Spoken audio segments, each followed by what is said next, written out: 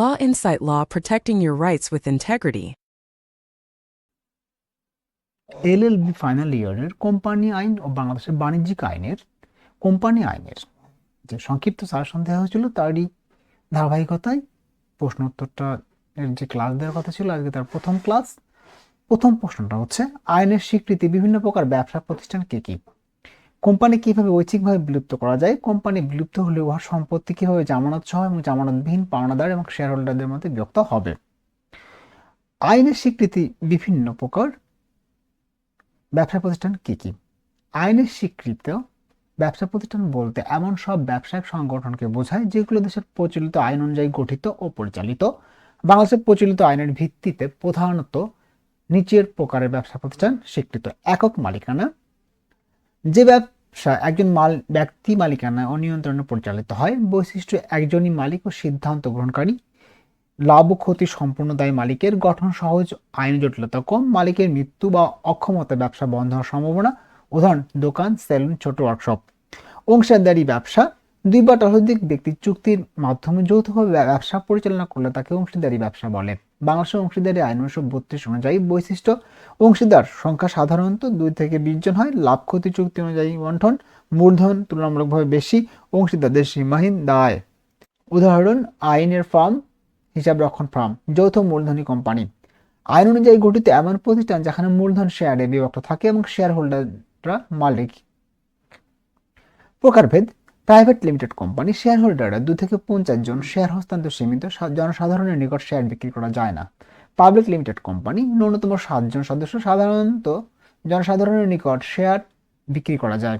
বৃহৎ মূলধন সংগ্রহ সম্ভব। বৈশিষ্ট্য: স্বতন্ত্র আইনগত সত্তা, সীমিত দায়, স্থায়িত্ব বেশি। সমবায় সমিতি: পারস্পরিক সহযোগিতার ভিত্তিতে গঠিত ব্যবসা প্রতিষ্ঠান। বৈশিষ্ট্য: সদস্যদের কল্যাণই মূল লক্ষ্য। গণতান্ত্রিক ব্যবস্থাপনা, লাভের চেয়ে সেবা গুরুত্বপূর্ণ। সমবায় আইন অনুযায়ী পরিচালিত। উদাহরণ: কৃষি সমবায়, ক্রেডিট সমবায়। রাষ্ট্রায়ত্ত বা সরকারি ব্যবসা প্রতিষ্ঠান সংজ্ঞা: সরকার কর্তৃক প্রতিষ্ঠিত ও পরিচালিত ব্যবসা প্রতিষ্ঠান। বৈশিষ্ট্য: মূলধন সরকারের, জনকল্যাণের উদ্দেশ্য প্রদান, লাভের পাশাপাশি সামাজিক দায়িত্ব পালন। উদাহরণ: বাংলাদেশ পেট্রোলিয়াম কর্পোরেশন, বাংলাদেশ বিদ্যুৎ উন্নয়ন বোর্ড। যৌথ উদ্যোগ: দেশীয় বিদেশি বা একাধিক প্রতিষ্ঠানের যৌথ মূলধনে গঠিত ব্যবসা। বৈশিষ্ট্য: ঝুঁকি ও লাভের যৌথভাবে বন্টন। প্রযুক্তি ও পুঁজি আদান প্রদান সহজ, নির্দিষ্ট সময় বা পরিকল্পিত ভিত্তিক হতে পারে।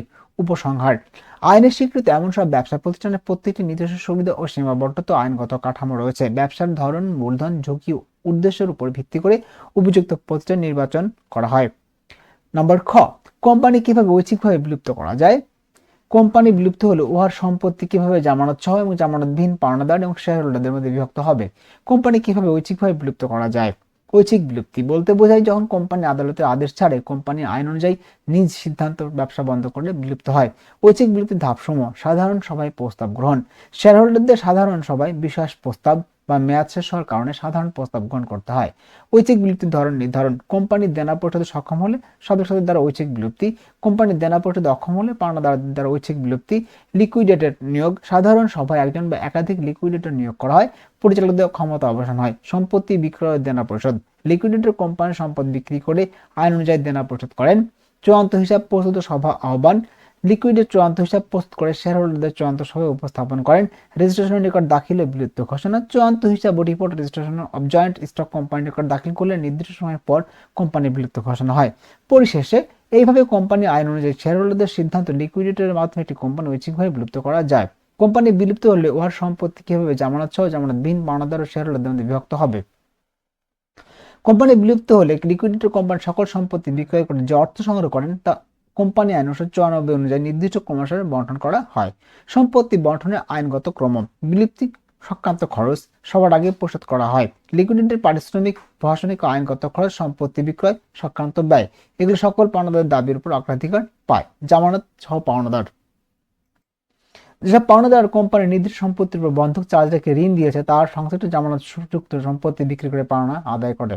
বিশেষ নিয়মে জামানত বিক্রি অর্থ পাওনার চেয়ে কম হলে, অবশিষ্ট অংশ জামানতবিহীন বা পাওনাদার হিসাবে গণ্য। জামানতের বিক্রি অর্থ বেশি হলে উদ্বৃত্ত অর্থ সাধারণ তহবিলে যোগ হয়।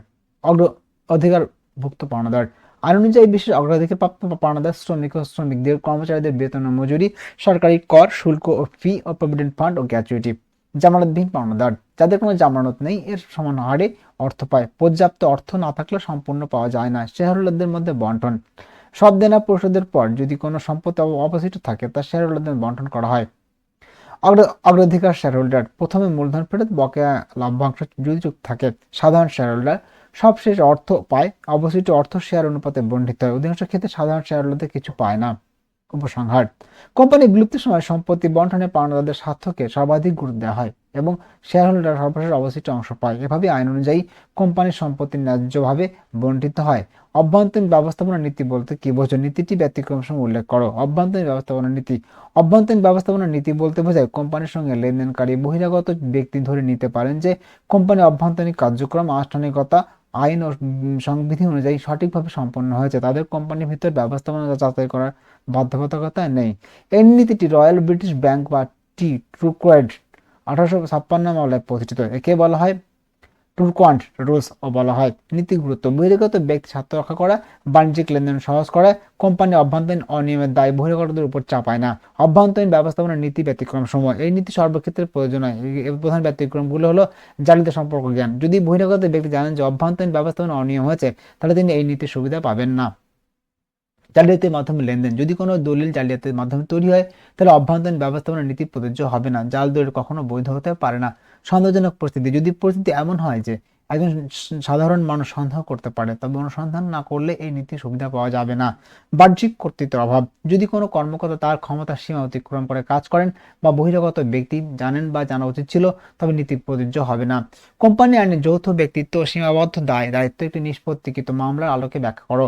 কোম্পানি আইন যৌথ ব্যক্তিত্ব, সীমাবদ্ধ দায়িত্ব। যৌথ ব্যক্তিত্ব: কোম্পানি আইনে যৌথ ব্যক্তিত্ব বলতে বোঝায় কোম্পানি তার সদস্য, শেয়ারহোল্ডার ও পরিচালকদের থেকে সম্পূর্ণ পৃথক একটি আইনগত সত্তা। কোম্পানির নিজস্ব নাম, সিল, সম্পত্তি, অধিকার ও দায়িত্ব রয়েছে। ফলাফল: কোম্পানি নিজ নামে মামলা করতে ও হতে পারে। কোম্পানির সম্পত্তি কোম্পানি শেয়ারহোল্ডারদের ব্যক্তিগত সম্পত্তি নয়। শেয়ারহোল্ডারদের মৃত্যু, দেউলিয়াত্ব বা পরিবর্তনে কোম্পানির অস্তিত্ব নষ্ট হয় না। সীমাবদ্ধ দায়িত্ব: সীমাবদ্ধ দায় বলতে বোঝায় কোম্পানির দেনা বা দায়ের জন্য শেয়ারহোল্ডারদের দায় তাদের শেয়ারের মূল্য অবশিষ্ট পরিশোধযোগ্য অংশ পর্যন্ত সীমাবদ্ধ থাকে। তাদের ব্যক্তিগত সম্পত্তি কোম্পানির দেনার জন্য দায়ী নয়। গুরুত্ব: বিনিয়োগে উৎসাহ সৃষ্টি করে, ঝুঁকি সীমিত থাকে, বৃহৎ মূলধন সংগ্রহ সহজ হয়। নিষ্প্রতিকৃত মামলা। মামলার সংক্ষিপ্ত ঘটনা: স্যার অ্যারন সলোমন তার একক ব্যবসাকে একটি কোম্পানিতে রূপান্তর করেন। কোম্পানির শেয়ারহোল্ডার হন তিনি নিজে, তার স্ত্রী ও সন্তানেরা। পরবর্তী কোম্পানি আর্থিক ক্ষতির কারণে দেউলি হয়ে পড়ে। পাওনাদাররা দাবি করে কোম্পানি এবং সলোমন একই ব্যক্তি, তাই সলোমন ব্যক্তিগতভাবে কোম্পানির দেনার জন্য দায়ী।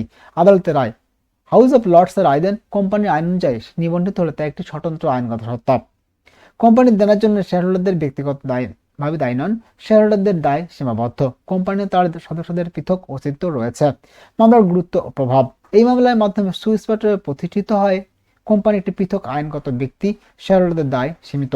কোম্পানির সম্পত্তি ও দেনা কোম্পানির নিজস্ব। আধুনিক কোম্পানির আইনের ভিত্তি স্থাপিত হয়। উপসংহার: সলোমন মামলার মাধ্যমে কোম্পানি আইনে যৌথ ব্যক্তিত্ব ও সীমাবদ্ধ দায়িত্ব নীতি সুদৃঢ়ভাবে প্রতিষ্ঠিত হয়েছে। এই নীতির ফলে কোম্পানিটি স্বাধীন আইনগত সত্তা হিসেবে কার্যক্রম পরিচালনা করতে পারে এবং শেয়ারহোল্ডারের সীমিত ঝুঁকিতে বিনিয়োগ উৎসাহিত হয়।